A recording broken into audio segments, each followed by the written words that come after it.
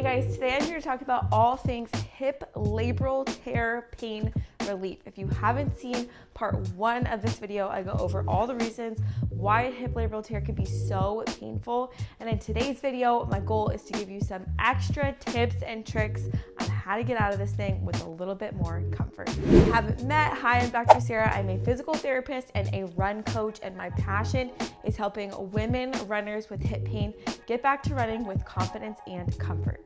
In video number 1, we talked about how there's a high density of pain receptors in the anterior superior aspect of the labrum, often, which is where the most tears occur. And there are also lots of pain receptors located in the posterior lateral aspect of the hip labrum, which is the secondary location of where most tears occur. Now, my number 1 suggestion, if you're dealing with a lot of pain into the hip labral tissue, is work with your medical team. This is the first thing that we want to do when we're seeing someone that has a hip labrum, whether you're a surgeon or a medical doctor or a physical therapist, is just working on bringing down the symptoms and making the patient in front of you more comfortable. Make sure that you're checking in with your medical team, telling them the truth about all of your symptoms, and letting them guide you on the best interventions that you can have in that initial phase. So I cannot recommend enough working with your medical doctor, working with your physical therapist, working with your surgeon if you have one, and just creating this really big family that is here to help you with your symptoms. The second thing we talked about in video number 1 is how the labrum does not have a 1-to-1 ratio with loading to potential pain response. We know that if I tore my bicep right now and I tried to do a bicep curl, it would be super painful. That's because it's a contractile tissue. The labrum is not a contractile tissue. It's called an inert tissue where there's potential latency in the pain that can come on, or delay in the pain that can come on.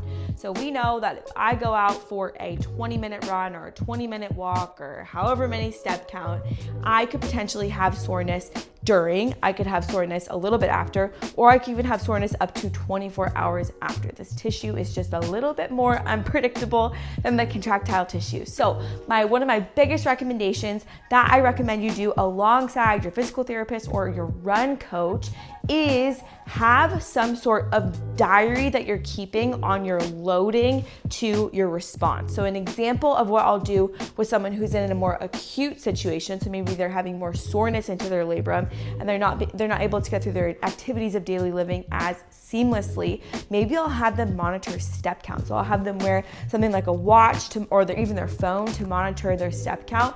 And we know, okay, Cheryl, if you get up to 3,000 steps in a day, you actually do pretty well with that. Your symptoms are pretty regulated. And then over time, we'll just slowly add on some steps and some walks throughout the day as they can tolerate. Now let's go to a higher level example. So if someone's working with me and they're back to running, but they're having intermittent flare-ups of their labral tear pain, what I'll do is I will say, okay, Cindy, let's figure out what your tolerance is. So Cindy's like, I feel pretty good if I go for a 20-minute run. So I'll have her go for that 20-minute run. We'll actually monitor symptoms for the rest of those 24 hours just to make sure that that 20-minute run didn't increase her hip pain throughout the rest of the day. If that 20-minute run was tolerable and she felt really good during and really good after, I'll have her repeat that anywhere from 2 to 3 times per week with a day off, minimum a day off in between, to let that tissue absolutely recover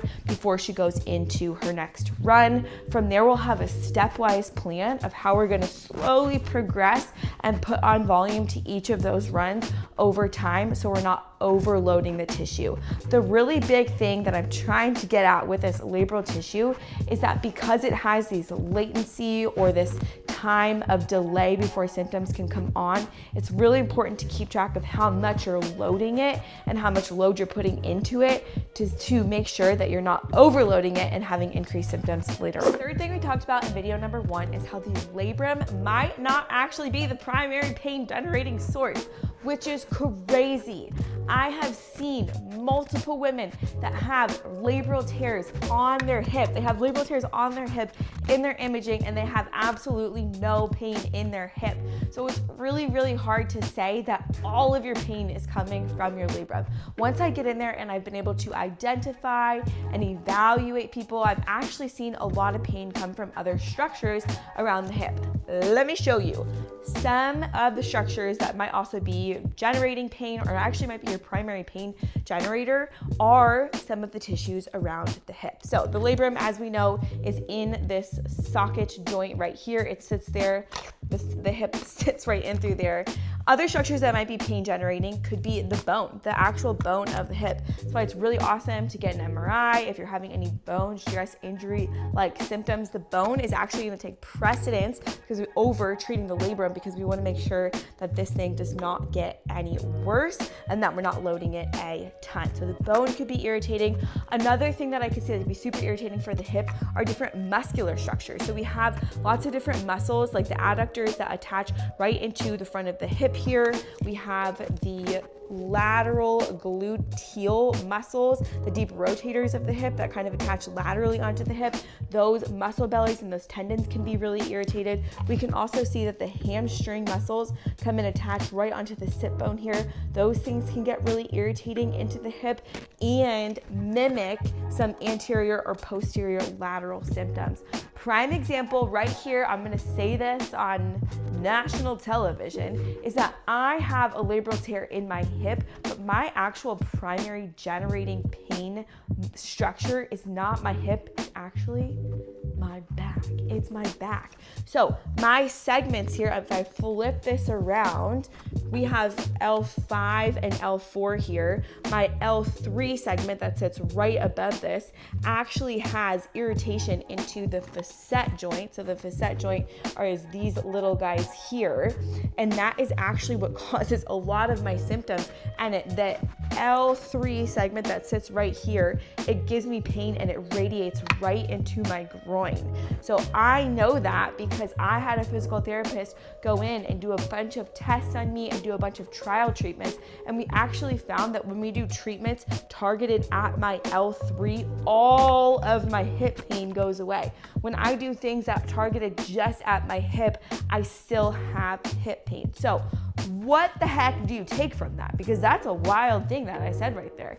I think the biggest thing that I would say is that make sure that you're building your team. Make sure that you have your primary care doctor on board. Make sure that you have the orthopedic surgeon or a sports medicine doctor that is looking at your hip, but also make sure you have a physical therapist that is on the ground, that is in there and can test all of these little things and say, wow, you actually feel a lot better when we do exercises that are targeted at your adductor, or we actually feel a lot better when you're doing targeted exercises at your back, or wow, you actually do better when we do exercises that are targeted at your labrum. People always ask me, Sarah, what are the best exercises for my labrum? What are the best exercises for my back? What are the best exercises for my hamstring? And you know what, guys? The best exercises for all of those things are the ones that make you feel better. For me, it's not hip exercises, it's back exercises. So I can't harp enough. Ask for a physical therapist who has seen the thing that you have. Ask for a physical therapist that has worked with and has multiple testimonials of labral tears. Ask for a physical therapist that looks at you and says, this is where I think you should be in 2 to 3 weeks. If we're not there, we're just gonna keep checking and keep testing and make sure that you're making the progress that you have. So all of that to say, early intervention with physical therapy, build your medical team, make sure that you have people that are on board with you and are doing the things that are gonna help you feel really awesome. The last thing we talked about in video number 1 was how neuroplasticity and pain psychology can play a huge role into our pain. And guys, this is something that I think mainstream labral tear care is not talking about. And this is absolutely huge. Let me say it's so important about what we're putting into our brains and what we're taking in when we're trying to overcome and rehabilitate from this injury. I want you guys to think about a scenario in your life when you had a really stressful life task. A great example could be a really stressful test in college or high school or grad school. think about your classmates and think about the people that you spent time with. I want you guys to think about that one really, really anxious classmate. You guys know who I'm talking about. The one who would stay up all night, would get up super early in the morning, their hair was brittle, their nails were crunched because they were so stressed out about it. And I want you to think about how you felt on test day when you were standing next to that person. Did you feel calm? Did you feel confident? Absolutely not. You felt stressed out. You felt like you did not do enough to prepare for this test. And going into the test, it probably increased your anxiety. Now, I want you to think about the classmate that is like cool as a cucumber. They're literally like, I don't get stressed. They slept really well last night. They ate a really wonderful breakfast. Think about how you would go into the test sitting next to that classmate and how much better you would feel going into taking that test. Guys, it's the same thing when we're searching on the internet and we're reading in these Facebook groups. Guys, I know a physical therapist that started her practice because of the groups online. She said there's so much garbage, there's so much fear mongering, there's so much fear and anxiety out there. She was like, and there's so much bad information. She was like, I had to start my online practice because I needed to create a place that had good information with good and positive testimonials. The more that you're on there and you're on the groups and you're listening to people that have really, really bad outcomes and that are like saying, I have lots of pain, that I have no hope, that nothing's ever worked for me, you're gonna start to believe that story for yourself.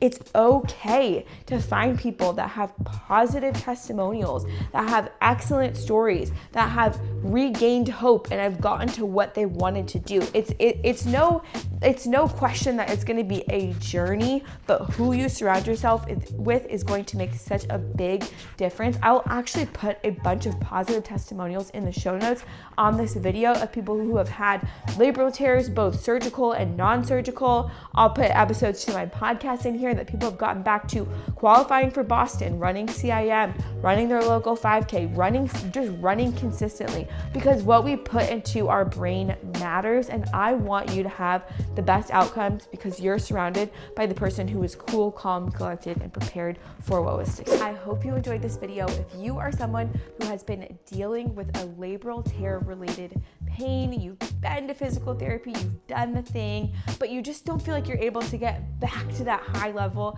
of activity with running or whatever form of exercise that you love, click in the show notes below and check out the Empower Her HIP program. I have an easy application for you to fill out. I would love to connect with you and see if this program is right for you. And if you're local to Seattle, Washington, and you want in-person physical therapy care for your hip, also check out the show notes below. I have my booking link. I would love to connect with you.